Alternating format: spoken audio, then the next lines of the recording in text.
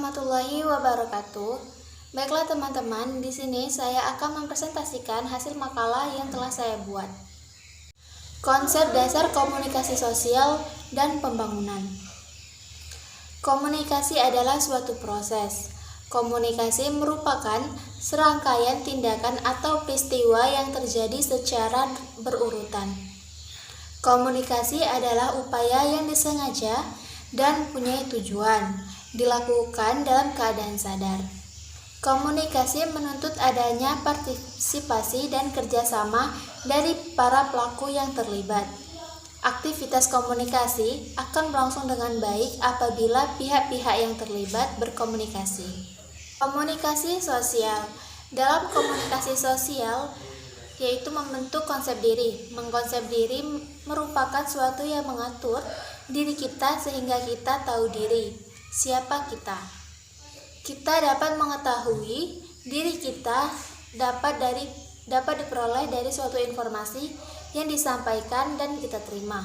Sehingga ketika ia tidak pernah berkomunikasi dengan individu lain, maka ia tidak tahu jika ia pria. Hal ini disebabkan karena suatu informasi yang disampaikan dari individu lain tentang diri kita kepada diri kita. Karena pada dasarnya, seseorang manusia lebih percaya kepada pesan yang ia terima secara mayoritas. Konsep pembangunan. Komunikasi dan pembangunan merupakan dua hal yang saling berhubungan sangat erat. Kedudukan komunikasi dalam konteks pembangunan adalah as an integral part of development and communication as set of variable instrumental in bringing about development. Roy dalam Jayawera dan Anumagama pada tahun 1987. Siebert, Peterson, dan Sherham mengatakan bahwa dalam mempelajari sistem komunikasi manusia, seseorang harus memperhatikan beberapa kepercayaan dan asumsi dasar yang dianut suatu masyarakat tentang asal-usul manusia, masyarakat, dan negara. Kemudian B. Teori, sistem, strategi, dan saluran media komunikasi sosial dan pembangunan. Pada ilmu komunikasi terdapat beberapa teori-teori yang berhubungan dengan terciptanya proses pembangunan sosial tersebut.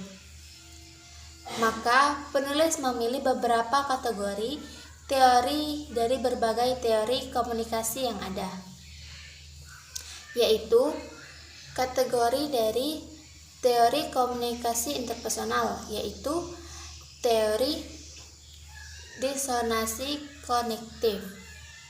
Kategori dari teori komunikasi sosial, yaitu teori analisis proses interaksi. Teori dari kategori komunikasi massa, yaitu teori difusi inovasi. Dari ketiga teori di atas, yaitu yang paling berpengaruh dari pembangunan sosial. Kemudian strategi komunikasi pembangunan. Menurut RID 1985, ada 4 strategi komunikasi pembangunan yang telah digunakan selama ini, yaitu yang pertama, strategi-strategi yang didasarkan pada media yang dipakai. Yang kedua, strategi-strategi desain instruksional. Yang ketiga, strategi-strategi partisipatori. Yang keempat, teori-teori pemasaran. Lalu saluran komunikasi sosial. merupakan salah satu bagian yang paling penting dalam konteks komunikasi politik. Dalam komunikasi massa, terdapat beberapa media sosial yang menjadikan penghubung antara komunikator politik dengan halayak. Sebagai saluran komunikasi politik, media sosial memiliki kekuatan memberikan pengaruh dan menentukan perilaku politik, karena media sosial dapat berperan dalam membentuk opini publik.